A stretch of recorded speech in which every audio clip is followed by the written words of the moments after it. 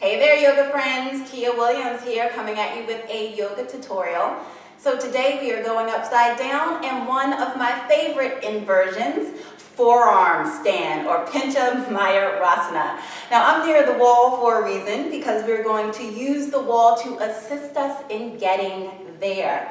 So there are a couple of things I want to show you about this posture. It's a great way to turn your body upside down without some of the fear associated with standing on your hands. We have a much wider base with our forearms, so sometimes that feels a little less scary being closer to the ground. But it's a great way to get the blood flow and the lymph fluid circulating back down in the opposite direction that they're normally going. A great way to bring oxygenated blood to the brain, and a great way to strengthen the chest, shoulders, and upper back.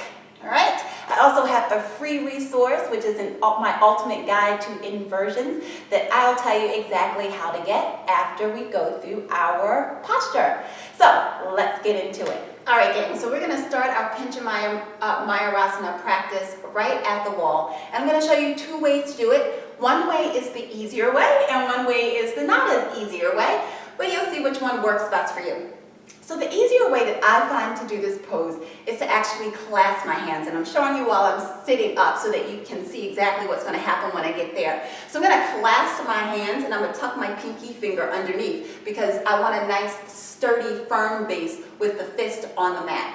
I'm going to make sure that my elbows are in the same line as my shoulders, and that the side of my forearm is placed nice and snugly on the ground. All right, so I'm going to turn around and do that, place my fist maybe they're about an inch away from the wall. I'm going to press into the floor and curl my toes. So the precursor to Pincha Mayurasana is dolphin pose. Right? So I'm just going to lift my hips and practice pushing the mat away from me here and broadening into my back. I'm going to turn and look at my own fingers.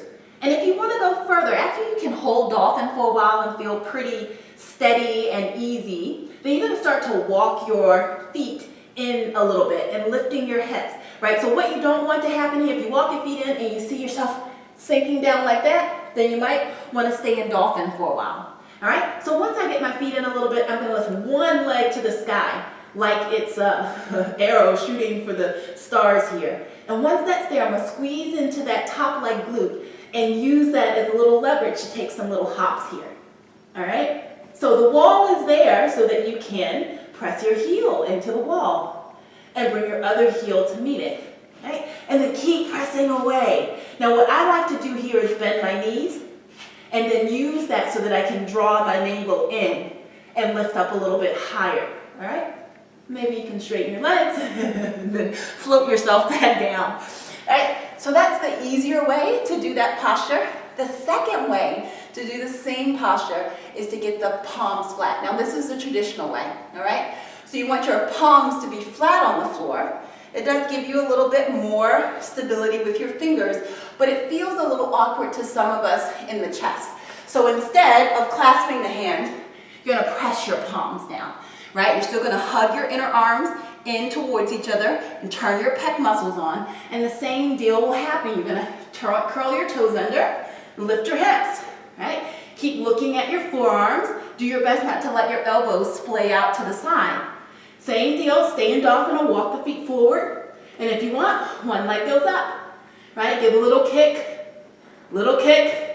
maybe the heel comes to the wall, right? Right? So if you find yourself bowing in this way, bend the knees, push yourself a little bit away from the wall, right? So you can draw your navel in and maybe straighten the legs.